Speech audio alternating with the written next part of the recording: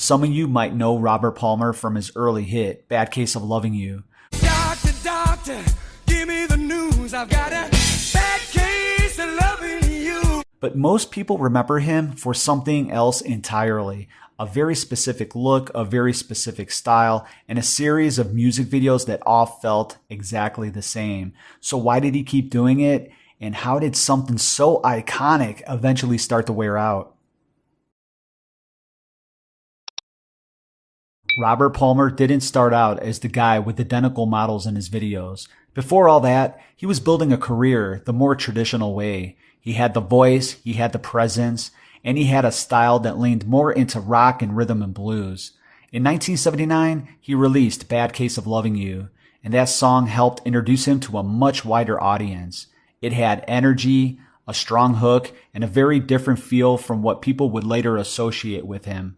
At that point, there was no big visual identity, no signature gimmick, just music, and for a while, that was enough. Through the early 80s, Palmer continued to release music and build momentum. He wasn't an overnight sensation. He was one of those artists who slowly built a reputation, someone respected for his sound, but not necessarily dominating the headlines.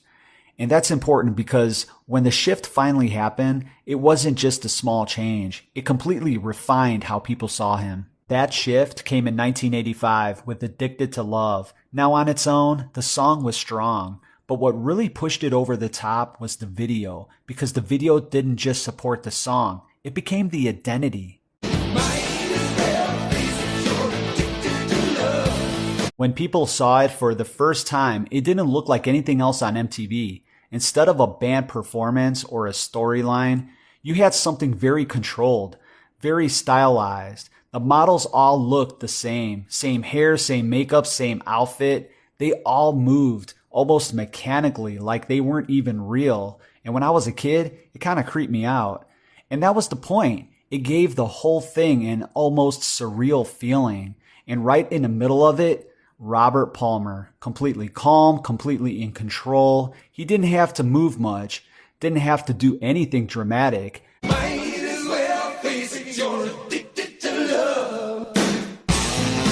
At the time, MTV was everything, and standing out visually was just as important as the song itself.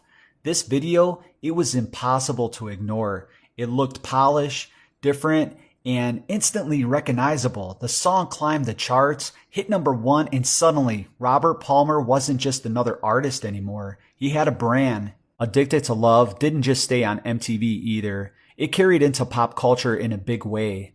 Addicted to Love was featured in a memorable scene in the 1988 film Cocktail, where Tom Cruise leads a full bar sing-along while bartending.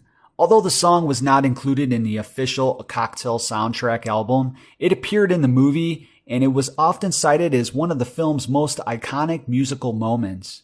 After that success, he went back to the same formula, and from a business standpoint, it made sense. Why change something that works? So the same visual concept appeared again in Simply Irresistible. Simply irresistible. And I Didn't Mean to Turn You On. I didn't mean to turn you on. And at first, people didn't mind because it was still stylish, still recognizable, still his thing. But over time, that uniqueness, it started to fade. What once felt fresh started to feel expected, and once something becomes expected, it loses that edge. Viewers already knew what they were going to see. The surprise was gone, and without that surprise, the impact just wasn't the same. Palmer wasn't unaware of this. He did branch out. In 1990, he released Mercy Mercy Me, I Want You.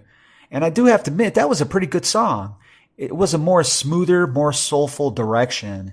And the video reflected that change. No identical models, no stylized presentation, just a more traditional stripped down approach. And while the song itself was solid, it didn't create the same kind of moment, which kind of proves something important. Sometimes it's just not the music, it's everything around it. By the early 90s, things started to slow down. The hits weren't landing the same way. The visual identity that once carried so much weight was no longer enough on its own. And like a lot of artists tied closely to a specific era, the moment began to pass. Then in 2003, Robert Palmer passed away at an early age of just 54 years old, a sudden loss and one that closed the chapter on a very unique career. Looking back, Robert Palmer's story is a reminder of how powerful image can be. He found something that worked, and for a time, it worked better than almost anything else out there. It made him stand out, made him recognizable, made him iconic, but it also shows the other side of that. Because when your identity becomes that specific, it can be hard to evolve without losing what made people pay attention to you in the first place. And that's the balance. The thing that makes you unforgettable can also be the thing that defines you long after everything else fades.